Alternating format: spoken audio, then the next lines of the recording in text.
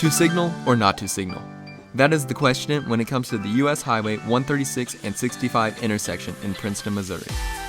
This week's edition of Tiger Tales attempts to gather information for the community about the proper signaling expectations at this intersection.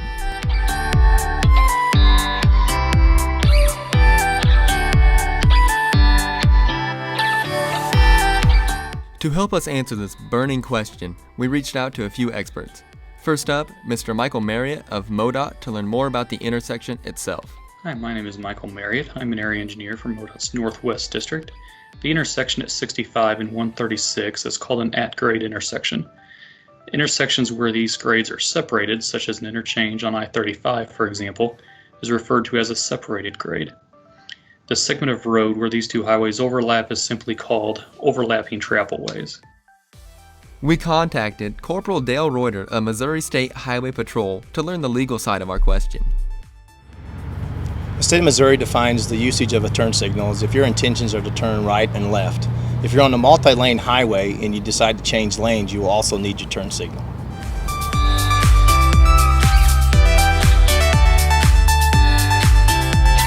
If you're on northbound 65-136 highway and your intentions are to turn left onto 136, you'll need to signal. If your intentions are to go north on 65 highway, you do not need to signal.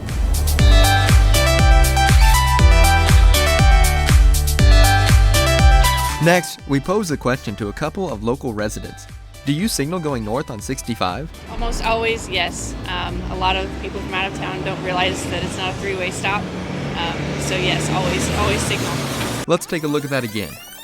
The MFA truck signals that he is turning left and slowly approaches the intersection.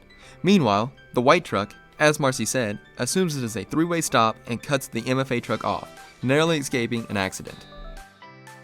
I personally do not. For me, if I'm traveling northbound on 65 through this intersection, continuation on 65, it's just a right-of-way. To me, there's no need for a turn signal if you're doing the right-of-way. Apparently around here, that's kind of a common thing. As I learned the hard way, there was a lady in a Jeep across the intersection from me traveling southbound, and as I was going north through the intersection, I didn't signal, and she honked and threw her hands up at me, and I'm like, what's going on, I'm not actually turning right, so I don't see a need for a signal, but around here, I guess it's kind of a common thing, courtesy thing, but I personally don't signal when I go through there.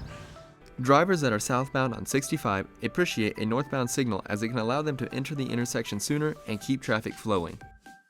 If you are northbound on 65-136, this is a very unique intersection. And I do not recommend that you use a turn signal to avoid a confusion there at Grant Street. While local custom is to signal, Corporal Reuter cautions against signaling to avoid an accident at Grant Street.